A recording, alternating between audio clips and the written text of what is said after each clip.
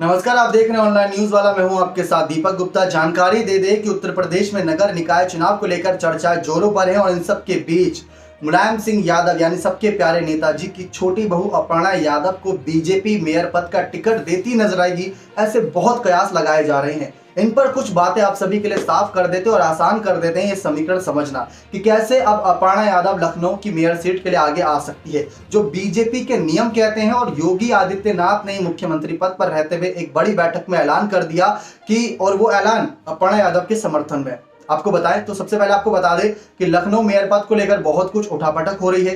कई सारे दावेदार निकलकर सामने आ रहे हैं। संयुक्ता भाटिया इसमें भी सबसे बड़ी दावेदार हैं, उनकी पिछली बार भी वो मेयर रही और संघ में यानी पार्टी संघ में उनकी बहुत अच्छी पकड़ है। तो उनको लेकर बहुत सारी यहाँ पर चुनौतियां हैं कि उनको कैसे हटाया जाए। और उसके बाद जब आरक्षण मिला इस सीट को कि महिला को आगे किया जाएगा तो उनकी उम्मीदें और बढ़ गई। खैर, संयुक्ता भाटिया के बाद जिस तरीके से चर्चा हो रही है तो वो नाम है अपर्णा यादव का, क्योंकि बीजेपी की रणनीति यह कहती है, एक तो उम्र की सीमा भी होती है, यानी कि उम्र का लिहाज भी देखा जाता है कि किस उम्र तक बीजेपी किसी नेता से कितना काम निकलवाती है। तो संयुक्ता भाटिया की उम्र को लेकर भी बहुत सवाल खड़े हुए। फिर नाम आया कि उनकी बहू को आगे किया जा सकता है, लेकिन अब यहाँ पर कुछ और बड़े नेताओं की पत्नियों के नाम भी सामने आ रहे हैं, बहुओं के नाम भी सामने आ रहे हैं। तो वो आपको आसान कर देते हैं समझना। दरअसल यहाँ पर आपको बताएं किस तरीके से इसमें जो सबसे पहला नाम है संयुक्ता भाटिया तो था ही, और उसके बाद यहाँ पर डिप्टी सीएम दिनेश शर्मा की पत्नी जयलक्ष्मी शर्मा का नाम भी शामिल है। और साथ ही साथ पूर्व मुख्यमंत्री स्वर्गीय बाबू बनारसी दास की बहू अलका दास भी दावेदारों में है। हालांकि अभी तक किसी भी दावेदार ने इच्छा नहीं जताई, लेकिन अपर्णा यादव इच्छा जता चुके हैं। आपको बता दें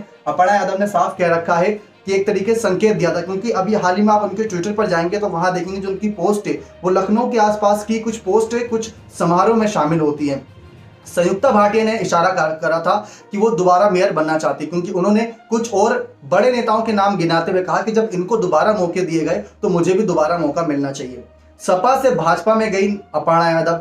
जब विधानसभा चुनाव थे तो जोरों शोरों से प्रचार किया उन्होंने, बिल्कुल बहुत ज्यादा एकदम कह सकते खुलकर प्रचार किया था भारतीय जनता पार्टी के लिए, समाजवादी पार्टी के खिलाफ, और बीजेपी की जीत भी होती नजर आई थी। फिर एमएलसी चुनाव में उम्मीद थी, फिर इसके बाद आजमगढ़ उपचुनाव में उम्मीद थी, फिर उसके बाद कहीं ना कहीं मैनपुरी उपचुनाव में उम्मीद थी। तो लगातार टिकट की उम्मीद जताई, लेकिन उनको टिकट मिली नहीं। लेकिन अब की बार लखनऊ की जो मेयर पद की सीट है 1995 के बाद से लगातार इस सीट पर बीजेपी जीत रही है, तो ये बहुत सेफ सीट मानी जाती है। इसी वजह से अपर्णा यादव चाहती है कि उनका नाम इस सीट से आगे आए ताकि वो आसानी से मेयर बन जाए बिना किसी दिक्कत के। लेकिन कईयों का ये मानना है कि अपर्णा यादव का इस्तेमाल बीजेपी केंद्रीय मंत्री स्मृति ईरानी की तरह इस्तेमाल करती नजर आएगी।